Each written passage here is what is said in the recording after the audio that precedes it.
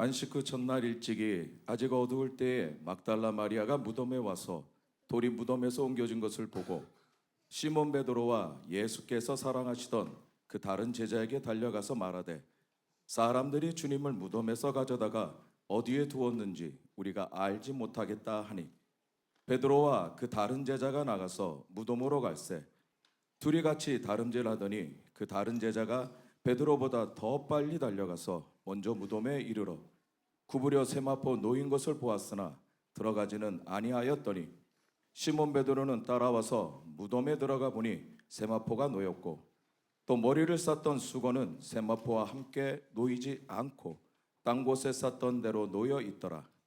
그때야 무덤에 먼저 갔던 그 다른 제자도 들어가 보고 믿더라.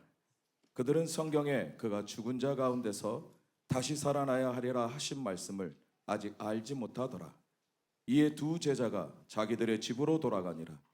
마리아는 무덤 밖에 서서 울고 있더니 울면서 구부려 무덤 안을 들여다보니 흰옷 입은 두 천사가 예수의 시체 누웠던 곳에 하나는 머리편에 하나는 발편에 앉았더라. 천사들이 이르되 여자여 어찌하여 우느냐 이르되 사람들이 내 주님을 옮겨다가 어디 두었는지 내가 알지 못함이니이다. 이 말을 하고 뒤로 돌이켜 예수께서 서 계신 것을 보았으나 예수인 줄은 알지 못하더라. 예수께서 이르되 여자여 어찌하여서 울며 누구를 찾느냐 하시니 마리아는 그가 동산지기인 줄 알고 이르되 주여 당신이 옮겼거든 어디 두었는지 내게 이르소서 그리하면 내가 가져가리이다. 예수께서 마리아야 하시거늘 마리아가 돌이켜 히브리 말로 라보니 하니 이는 선생님이라는 말이라.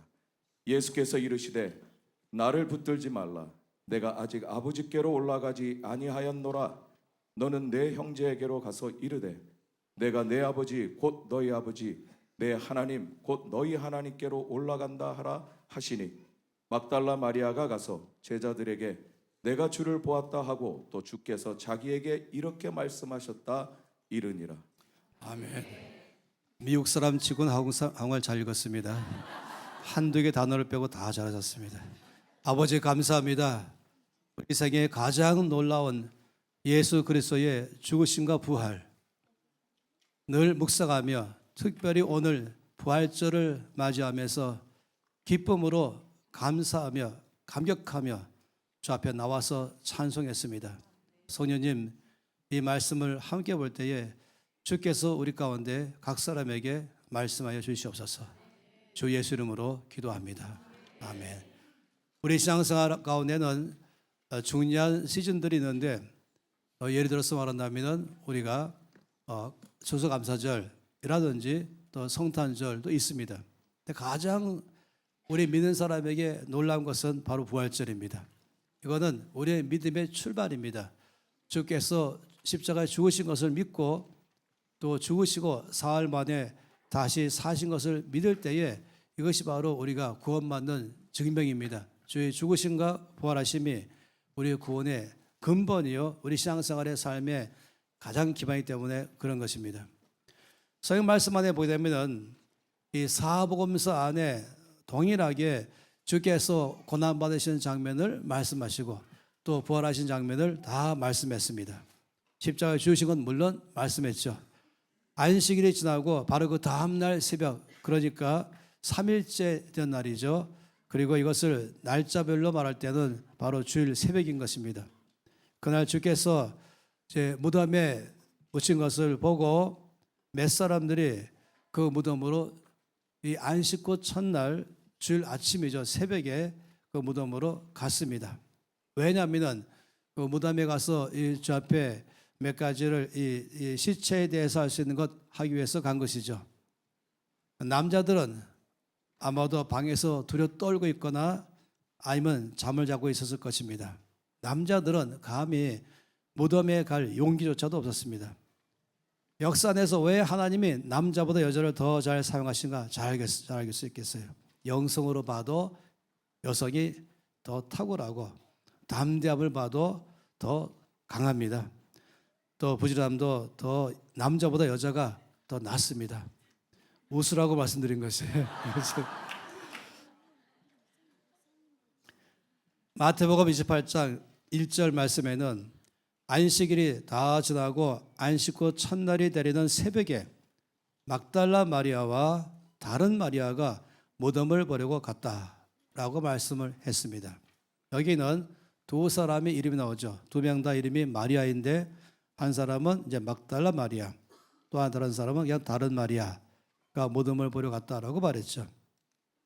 또 마가복음 16장 1절 2절 말씀에는 안식일이 지남에 막달라 마리아와 야고보의 어머니 마리아, 또 다른 어머니 마리아가 누군지 알겠죠. 그리고 또 다른 세 명째 여인 살로메가 가서 예수께 바르기 위하여 향품을 사다 두었다가 안식 후 첫날 매우 일찍이 해 돋을 때에 그 무덤으로 갔다라고 말하고 있습니다. 마가복음에는 이제 한 여인이 더 포함되어 있죠. 살로메가 있습니다.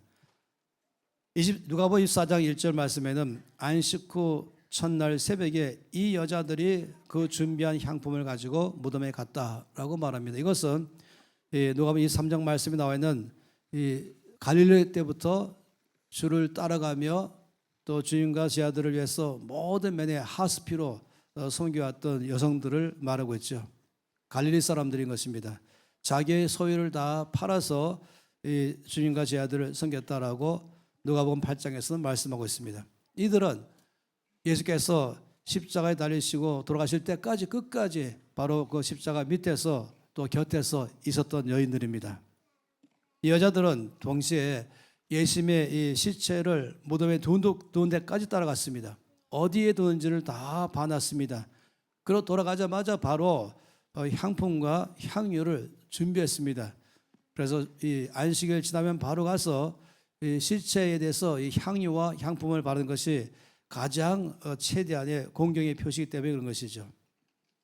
그래서 바로 이들은 이 무덤을 확인한 다음에 이 향품과 향유를 준비했던 것입니다. 또 누가복음 24장 10절 말씀을 보면은 성경 좀 더 자세히 말씀했습니다. 이 여자들은 막달라 마리아와 요한나와 야고보의 모친 마리아라, 또 그들과 함께한 다른 여자들도 이것을 사도들에게 알리니라 라고 말씀을 본다면은, 우리 이 말씀 안에 이 마태, 마가, 누가 말씀하다 보면은 이름들이 다 바뀌고 있어요. 어떤 때는 두 사람, 어떤 세 사람. 지금 누가 본 말씀은 세 사람 말고도 또 다른 여자 있다 말하니까 좀 더 있던 것이 분명합니다. 그래서 몇 사람인지 모르지만 많은 여인들이 갔던 것이죠. 주를 향해서 열정적으로 사랑함으로 섬겼던 사람들입니다.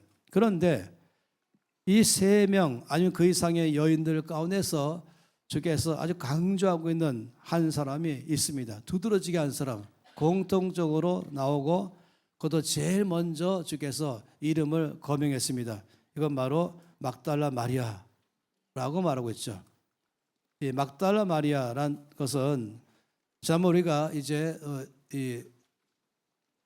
이스라엘의 땅 오케이 위에서 땅 밟기로 갔던 우리 이 6명이 바로 베들레헴과 또 이 갈릴리까지 가졌습니다.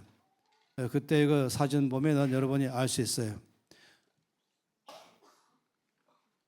사진 안 나왔나요? 여기 보면은 이제 마지막으로 갈릴리로 들어가고 앞에 있는 이 호수가 있는 길을 갈 때에 거기에 이 차 안에서 제가 사진을 찍었습니다. 이 사진 보면은 막달라라고 되어 있죠. 그 지역 이름인 것이에요. 그 지역 이름이 막달라이기 때문에 이 막달라 마리아라는 말을 하게 됐죠. 바로 옆에 좀 가서 우리가 이 물고기, 베드로 물고기도 한 접시씩 다 가지고 먹기 시작하고, 이게 제일 해피하게 드신 분이 있습니다. 바로 이분이 아주 안 나오네. 왜 이렇게 저 사진은? 지금 저하고 안 맞아. 아주 행복해 하시면서 이제 그때 갔었던 일행 중에서 제가 두 분에게 갈릴리 호수 앞에 좀 쓰셔서 기념사진 찍으라 했던 것입니다. 어쨌든 제가 말씀드린 것은 바로 이 막달라 마리아. 막달라라는 것은 지역 이름입니다. 이 마리아가 아주 흔한 이름이잖아요. 우리나라의 흔한 이름이 순자 뭐 이런 것처럼. 그래서 이 철수 뭐 순자. 그래서 이 마리아가 많다 보니까 막달라라는 마을에서 살고 있는 마리아 해서 막달라 마리아라는 말을 일부러 주께서 여기에 기록해서 그 이름을 확실하게 구별해 놓은 것입니다. 영어로 말하면 메어리, 그다음에 막달리니라고 말하면서 막달리아 사람 이런 뜻이겠죠.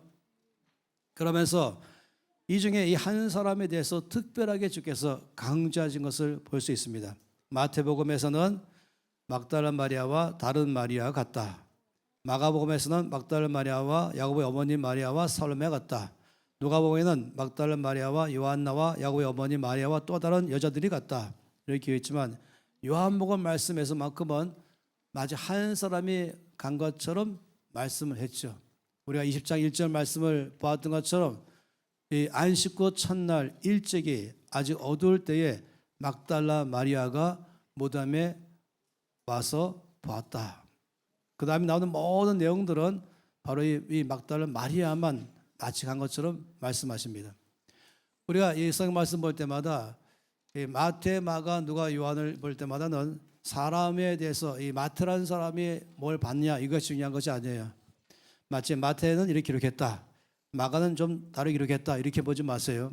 하나님께서 성령께서 기록하신 저자이시죠. 그러면서 마태복음에서 말씀하고자 하는 주님의 이 포커스가 있어요. 마가복음, 누가복음, 요한복음마다 거기서 말씀하고자 하는 초점이 있는 것입니다.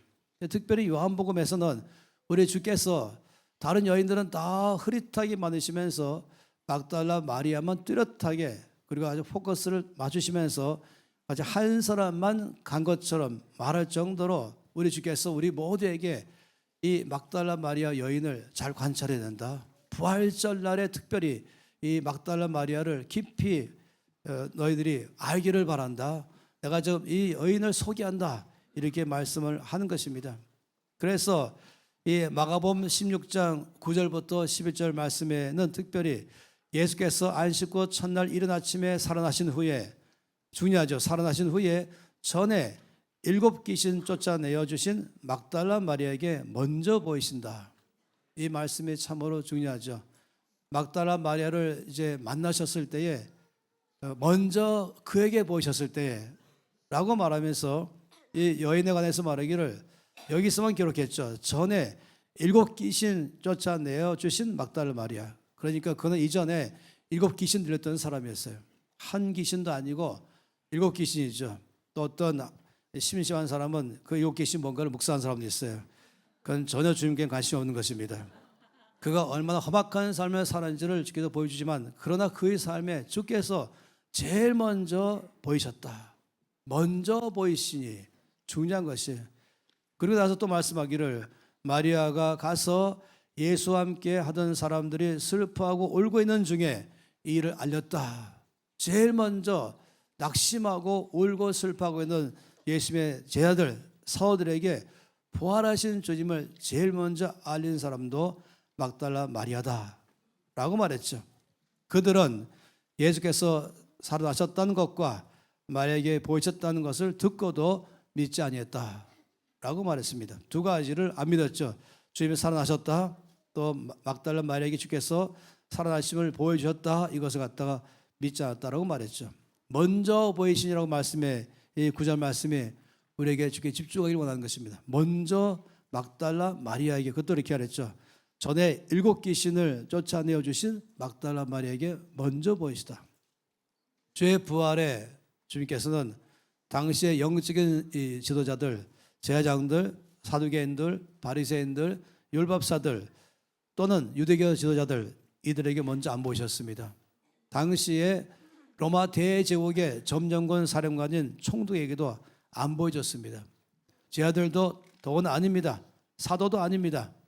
주님이 제일 먼저 부활하심을 보여준 것을 막달라 마리아다라고 말씀했다는 것은 보통 일이 아닌 것입니다. 그가 이전에 얼마나 심각한 상태인 것을 우리 가운데 주께서 말씀하는 것이죠. 영적으로 또 정서적으로 또 정신적으로 육신적으로 환경적으로 그는 아주 어둠에게 붙잡혀서 시달렸던 사람이었습니다. 그런데 주께서 그를 완벽하게 자유케 하실 뿐만 아니라 주님이 그를 만나주신 것이 첫 번째로 만나주신 것이죠. 그래서 이 요한복음 20장 2절 말씀에는 주께서 이 무덤에 마리아 가서 보니까 비어 있잖아요. 그 순간에 바로 이 사실을 베드로와 요한에게 달려가서 이 사실을 말했어요. 사람들이 주님을 무덤에서 가져다가 어디에 두는지 모르겠다라고 말했죠. 그때 이 말을 들은 베드로와 요한이 벌떡 일어나서 무덤으로 그때 가서 달려갔습니다. 요한이 베드로보다 조금 먼저 도착하고, 그렇죠, 도착했지만 그 안으로 들어갈 용기가 안 났어요. 무덤 바깥에 있었죠. 그 다음에 베드로가 그 다음에 달려왔어요. 왜 늦게 왔냐면은 좀 늙었기 때문에 그렇습니다. 헐떡거리면서 오자마자 베드로는 담대하기 때문에 무덤까지 왔지만 못 들어가는 무서워하고 있는 이 요한은 10세, 한 19살, 10대 미만이었거든요. 후반부. 그래서 쑥 들어갔죠. 그래서 이제 요한도 따라 들어갔습니다. 그리고 말씀에 본 것처럼 가봤더니 무덤이 비어 있는 것이었습니다.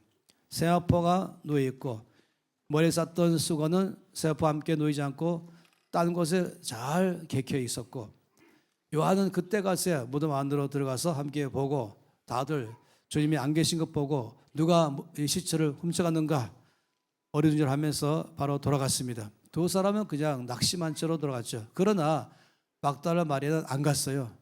그 무덤 앞에서 울기 시작했어요. 누가 나의 주님의 시체를 훔쳐갔는가, 아니 옮겨갔는가 때문에 울었습니다. 그럴 때 다시금 또 무덤 가보니까 이번에는 그 사이에 천사 둘이 있었죠. 그 천사 둘이 물었죠. 말하기를 어찌 우냐? 그때 마리아가 사람들이 내 주님을 옮겨다가 어디 뒀는지 내가 알지 못해서 웁니다 라고 말했어요. 마리아가 이 말을 하다가 뒤를 돌아보니까 거기에 부활하신 예수님이 계셨습니다. 예수님이 마리아에게 말하기를 여자여 어찌하여 울며 누구를 찾느냐? 또 마리아는 그가 이 동산직인 줄 알고 주여 당신이 옮겼거든 어디 뒀는지 내게 이르소서 그리하면 내가 가져가리이다. 마리아가 갖고 있는 그 마음이 얼마나 신령한 사랑이 큰 줄을 알 수 있죠. 그때 주께서 이제 마리아야 라고 이름을 불렀습니다. 그때 마리아가 라보니라는 히브리 말 선생님 라고 알 수 있죠. 귀신에게 시달리다가 주님 만나서 치유되고 자유케 된 마리아, 막달라 마리아는 그 후 다른 여인들과 함께 주를 늘 다니면서 주의 모든 것을 하스피로, 또 제 아들에게 하스피로를 섬기면서 섬기뿐만 아니라 그는 거기서 또 배우고 훈련받았습니다. 단지 예수님과 제 아들의 삶에 필요한 것을 채우는 것만 신경 쓰는 것이 아니라 그 앞에서 배웠습니다.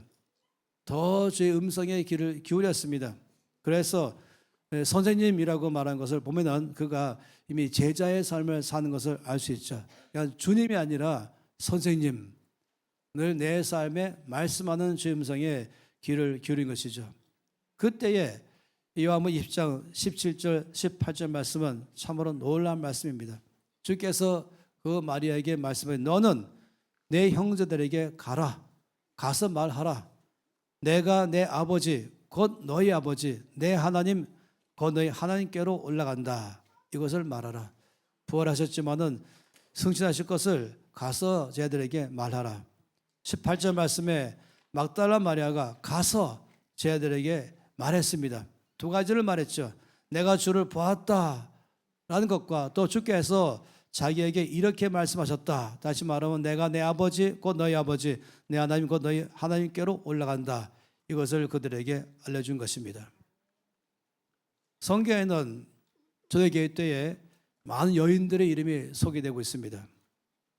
바울 서신 로마서 16장 말씀 보면은 29명의 로마에 있는 지도자들에게 주께 바울이 문안 인사를 보내면서 그 29명 중에서 10명이나 여인들이 있었습니다. 베베, 브리스길라, 유니아 등 초대교회에 이들은 다 리더로 일했었습니다. 당시 문화적으로는 여성이 지위가 낮았었죠. 그런데 기독교는 처음부터 이 남녀의 지위를 동등하게 늘 부여했습니다. 처음부터 하나님은 남자와 여자로 지으셨죠. 기독교는 남성 중심 문화가 아닙니다. 남성 우월주의는 더 아니죠. 그렇다고 해서 여성 중심 문화도 아니에요. 여성 우월주의도 아닌 것이에요. 기독교는 남성, 여성 모두가 다 주 앞에 동등하고 귀하고 여성이라도 얼마든지 리더로서 교회를 섬기셨다는 것을 당시로부터 보여준 것입니다. 어떤 사람들은 성경 말씀 가운데 가끔씩 여자들은 교회에서 잠잠하라 이 말씀을 아주 잘못 오해를 많이 하고 있어요. 그런 의미가 전혀 아니거든요. 그래서 여성들에 대해서 위치를 지금도 약간 낮추려는 경향들이 어떤 데서 있기 마련이죠. 성경은 창세기 1장 말씀부터 남자와 여자로 지으시고 그들에게 땅을 다스리라 정복하라 라고 명령했습니다. 그리고 둘 다가 하나님의 형상입니다. 그렇기 때문에 둘 다가 주 앞에 쓰임받는 것이 바로 하나님 나라의 원칙이죠.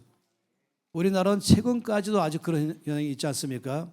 그렇지만 교회는 처음부터 사람을 지을 때부터 명확하게 말씀을 했습니다.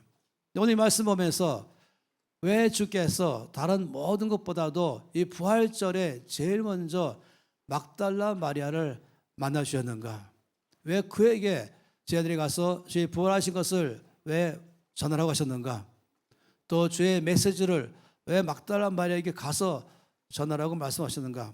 이게 상당히 중요한 것입니다.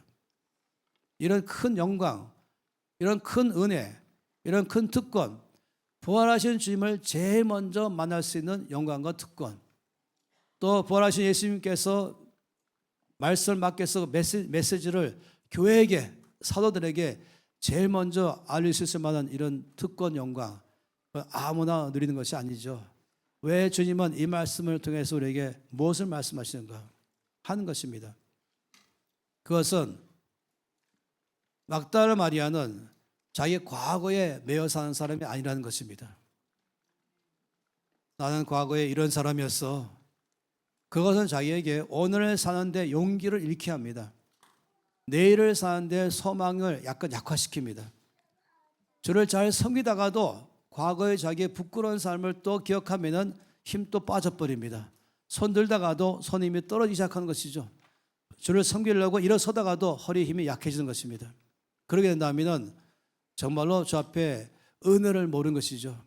막달라 마리아는 과거가 얼마나 심한 사람인지는 우리가 잘 그걸 말한 것이 아니에요. 7 귀신 들렸었다. 이것으로 충분히 다 말씀했어요. 그러나 그는 자기 과거에 매여 사는 사람이 아니었습니다. 그는 정죄감 속에 빠진 사람이 아니었습니다.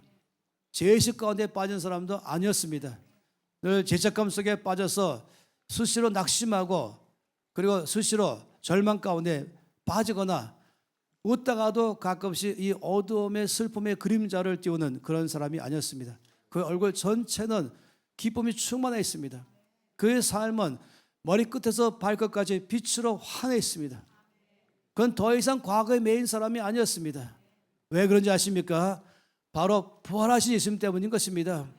예수의 부활은 뭘 말하는 것입니까? 우리 모든 나의 죄와 옛사람을 위해서 대신해서 십자가에 죽으신 것을 먼저 말씀하는 것이죠. 나의 모든 죄가 완벽하게 다 처리된 것, 그 때문에 주님 죽으신 것 아니겠습니까? 죄를 짓는 나의 옛사람까지 함께 주께서 옛사람 되셔서 죽으신 것, 이것이 바로 예수님의 십자가의 죽으심 아니겠습니까?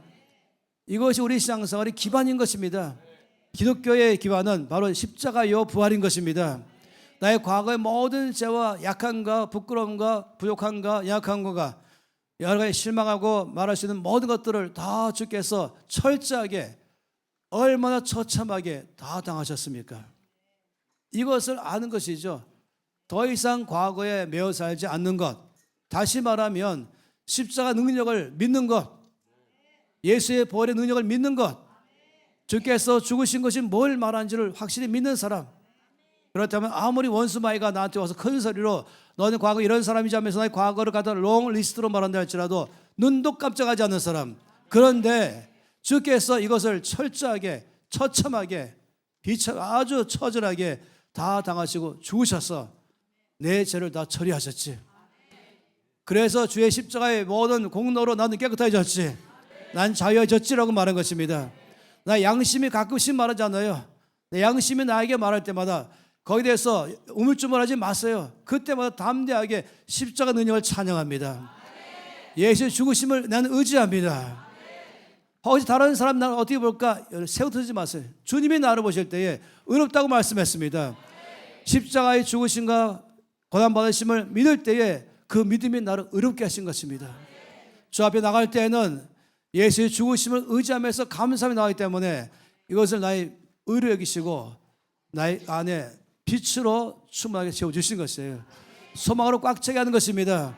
오늘의 삶에 빛이 있고 오늘의 삶에 소망이 있고 나는 안에 기쁨이 넘치기 시작하고 평강이 넘치기 시작하고 내 몸의 수억 개의 모든 세포 하나하나 속에마다 그 속에는 예수의 십자가의 공로가 다 들어가 있는 것입니다. 거기는 모든 저주 대신에 축복이 들어가 있는 것이고 슬픔 대신에 기쁨이 들어가 있는 것이고 어둠 대신에 빛이 꽉 차 있는 것입니다. 모든 사망은 십자가 끝내버리고 하늘나라의 생명의 소망으로 내 모든 세포 하나마다 꽉 채워서 내 눈도 소망을 충만하며 내 얼굴과 내 모든 삶 전체가 바로 십자가의 공로를 의지한 삶으로 사는 것입니다. 여러분, 이 정죄감, 과거의 나의 죄에 나의 모든 실수와 허물에 매이지 않는 것이 되는데 이 매이게 하는 게 정죄감이겠어요? 이 죄책감, 죄의식, 이것은 영적 성장을 방해합니다. 영적으로 성장하려면 이것부터 십자가 안에서 확실하게 믿어야 되는 것입니다. 요한일서 2장 12절과 14절 말씀에는 영적인 하나의 성장의 단계를 말할 때 이 까는 나이, 그 다음에 어린 아이, 그리고 청년, 그 다음 아비로 말할 때에 이 어린 아이의 특징을 이렇게 말해요. 자녀들아, 내가 너에게 쓰는 것은 너희 죄가 그 이름으로 말미암아 사함을 받았으며, 죄 사함의 확신 가졌을 때에 비로소 이 사람은 영적으로 청년 단계 갈 수 있는 기반이 된 것입니다. 청년이란 말은 뭡니까? 승리할 수 있는 것이에요. 청년은 어둠의 영을 이기는 힘이 있는 것입니다. 청년은 하나님 나라를 확장하는 것입니다. 청년은 말씀을 무기로 쓸 줄 아는 것입니다. 만일에 이 정죄감, 죄책감, 죄의식에 대해서 이것을 확실하게 십자가로 이걸 이기지 못한다면 일어서다가 주저앉게 되는 것이에요. 무기를 줘도 쓰지 못하는 것이죠. 어둠의 영을 이기지 못하는 것이에요. 그러나 이 십자가의 공로에 의해서 예수의 피의 능력을 의지하면서 철저하게 아무리 7 귀신 들렸던 막달라 마리아일지라도 그는 철저하게 예수의 십자가의 용서의 제신 제 대속하심에 대해서 100% 믿었습니다. 그는 더 이상 어두운 그림자가 그 얼굴에 없습니다. 더 이상 가끔씩 한숨도 안 쉬는 것이에요. 그의 몸 전체는 기쁨이 충만합니다. 왜냐하면 더 놀라운 사실은 부활의 신앙 때문인 것입니다. 부활은 뭐를 말한 것입니까? 부활의 의미를 뭘 말한 것이겠어요? 우리가 부활절 그리면 늘 나오는 그림이 있죠. 이 부활절 그림이 뭐겠습니까?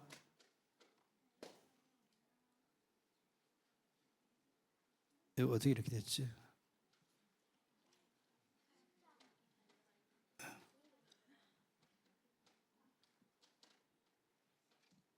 부활절 그림은 우리가 다 아는 것처럼 부활절의 대표 이것이 뭐겠습니까? 부활절의 대표는 이게 대표입니다. 아까 윤 목사님이 미국 사람으로서 해피 이스터라고 말하고 있는 계란이 부활절의 대명사입니다. 이 계란을 한 바구니를 나누잖아요. 왜 그런지 아십니까? 계란이 아니기 때문에 그런 것이에요. 왜 부활절의 계란입니까? 바로 이것 때문에 그런 것입니다. 알을 깨고 거기서 전혀 계란과는 다른 새 생명이 나오기 때문에 그렇습니다. 부활은 옛사람이 아니라 죄에 매인 것이 아니라 저주에 매인 것이 아니라 십자가로 끝내버리고 예수께서 다시 살아나심으로 어떤 것도 못 이기는 것이에요. 내가 새 생명 주는 것은 말한 것이죠. 더 좋은 것은 바로 이 나비입니다. 이 계란도 놀랍지만은 그러나 이 나비를 보세요. 이 아름다운 나비. 이 나비에 대해서 보세요. 여기 표현한 게 뭡니까? 애벌레와 나비. 이 나비 보고 말하기를 야 나비야 네가 예전에 애벌레였어로 말하면 누가 믿겠어요? 아니 저렇게 힘도 없고 땅이만 기고 있고 못생긴 저게 바로 나라고요. 도저히 상상할 수 없잖아요. 얼마나 아름다운 나비 아니겠습니까?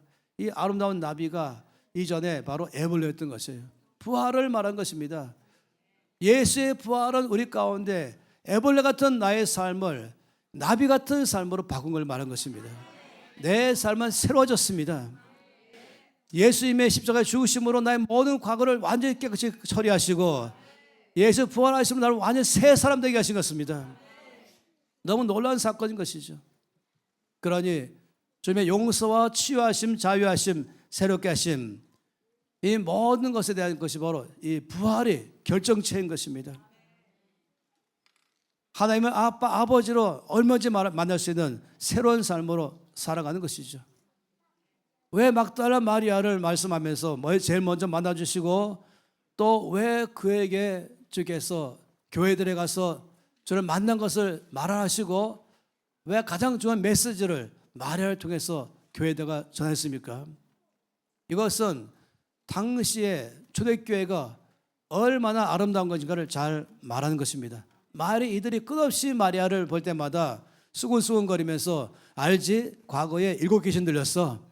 이런 귀신 알지? 저런 귀신 알지? 하면서 그러고 있다면 어디 들어가겠어요? 거기에 어디 교회 공동체 앉아있겠어요? 앉아있고 싶어도 그냥 사람들이 수근거리고 그리 자꾸만 왕따시킨다면 어떻겠습니까? 그런데 초대교회는 십자가 능력을 알아요. 모든 어떠한 과거의 험악한 죄까지도 십자가가 다 처리하신 것을 믿는 게 교회인 것입니다. 이게 교회 특징인 것이에요. 교회가 수근거리면서 이 세상처럼 사람들의 과거를 갖고 계속 말하고 있다면 그건 교회가 아닙니다. 미안하지만은 교회라는 것은 건물 갖고 말하는 게 아닌 것이에요. 교회는 삶으로 말한 것입니다. 십자가 부활의 삶을 고백한 사람 모인 게 교회 아니겠습니까? 그렇다면 우리는 모든 사람은 십자가는 모든 사람을 완벽하게 죄를 다 처리했습니다. 과거를 다 이미 십자가에서 죽어버렸습니다. 무덤에서 끝났습니다. 그리고 주께서 부활하시는 말미암아 우리는 모든 가운데 새 생명을 주었습니다. 새 사람이 되었습니다. 그러니 그냥 막달라 마리아는 가장 사랑받는, 환영받는, 존경받는, 인정받는 교회의 일원이 됐던 것이에요. 바로 이 십자가와 부활을 믿는 교회 공동체는 얼마나 아름다운 것인가를 이 요한복음 20장 특별히 초점 맞추고 있는 것입니다. 교회는 좋은 글씨가 없어요. 평생 달고 다니는 좋은 글씨가 없는 것이 십자가로 끝내버린 것이에요. 보혈로 다 지워버리신 것입니다. 제거하셨습니다. 새로운 사람 됐어요. 우리는 지금 나비 보고 끝없이 넌 애벌레야 얼마나 처참한 삶이겠어요. 난 나비인 것이에요. 새로운 것입니다. 성장하는 교회, 세상에 영향을 주는 교회의 특성은 뭔지 아십니까? 그건 바로 이 막달라 마리아를 환영할 줄 아는 교회예요. 뿐만 아니라 그는 교회 안에서 가장 높은 지도자가 됐습니다. 여성으로서 당시의 교회 안에서 가장 영향을 줄 수 있는 사람이 됐습니다. 그를 환영하고 존경하고 사랑하고 그를 영접했습니다. 왜냐하면 십자가를 믿기 때문인 것입니다. 왜냐하면 부활을 믿기 때문인 것입니다.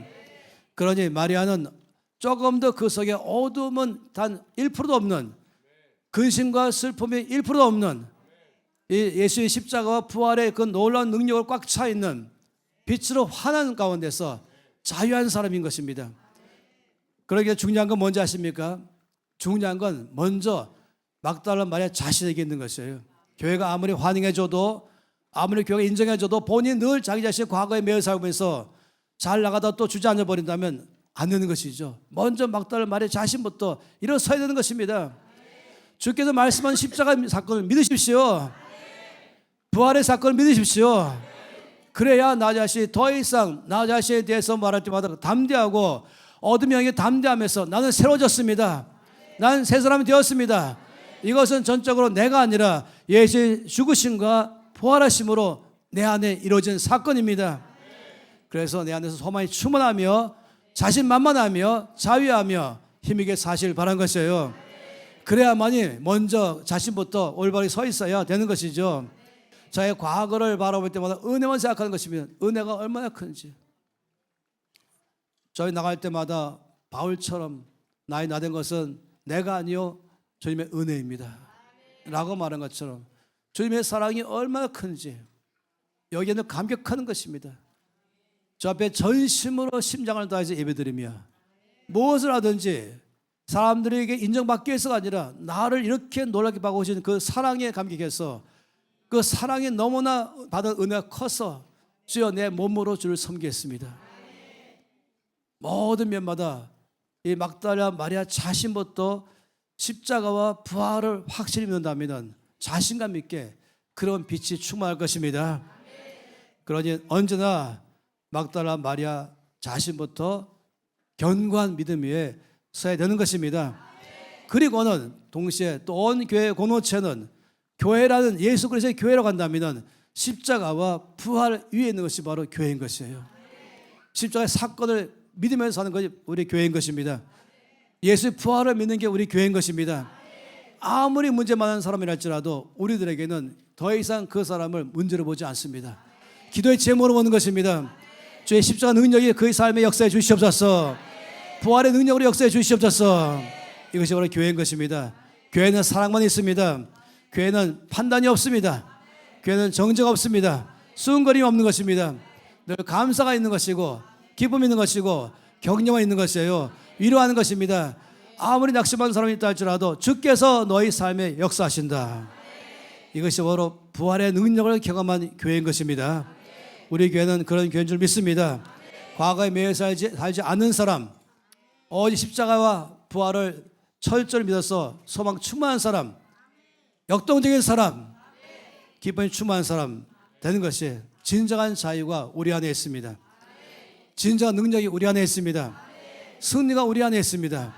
왜냐하면 바로 여기서 새 사람이 시작된 길이 그런 것이에요. 여기서부터 나는 그리스도인이 된 것입니다. 할렐루야. 그러니 더 이상 과거에 매이지 마세요.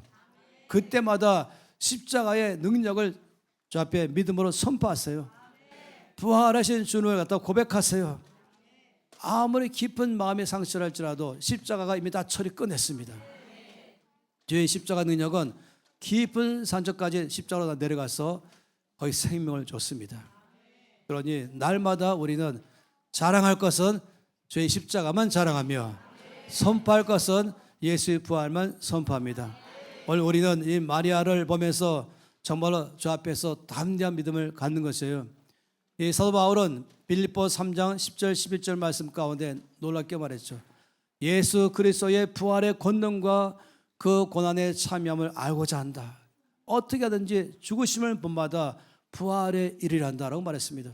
그는 예수 십자가 능력을 철저히 붙잡고 예수 부활의 날만 동참하면서 그는 언제나 소망이 충만하며 그리고 변화를 주는 삶으로 살아가는 것입니다. 사랑, 용서, 그리고 용납, 소망, 격려, 이것은 바로 부활을 믿는 교회 공동체의 특성입니다. 이것이 교회인 것입니다. 예수의 부활 때문에 우리는 부활의 능력 가운데 살게 되었습니다. 우리 승리할 것입니다.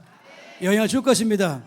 어디 가든지 예수의 십자가와 부활을 믿는 사람은 얼굴이 바뀌어 있는 것이고 눈은 이 빛으로 충만하며 기쁨이 충만하면서 삶을 살 것입니다. 여러분 날마다 선포하세요.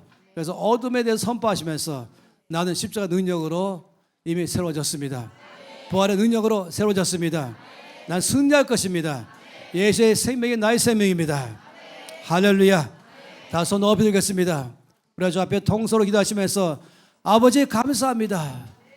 예수의 십자가로 나를 완벽하게 옛사람과 죄를 처리하신 것을 감사합니다. 믿습니다. 십자가 능력을 믿습니다. 부활의 능력을 믿습니다. 예수님 감사합니다. 부활하심으로 말미암아 내 모든 삶에 생명 주시는 감사합니다. 나는 이미 새로워졌습니다. 난 새 사람이 되었습니다. 승리합니다. 변화를 주는 것입니다.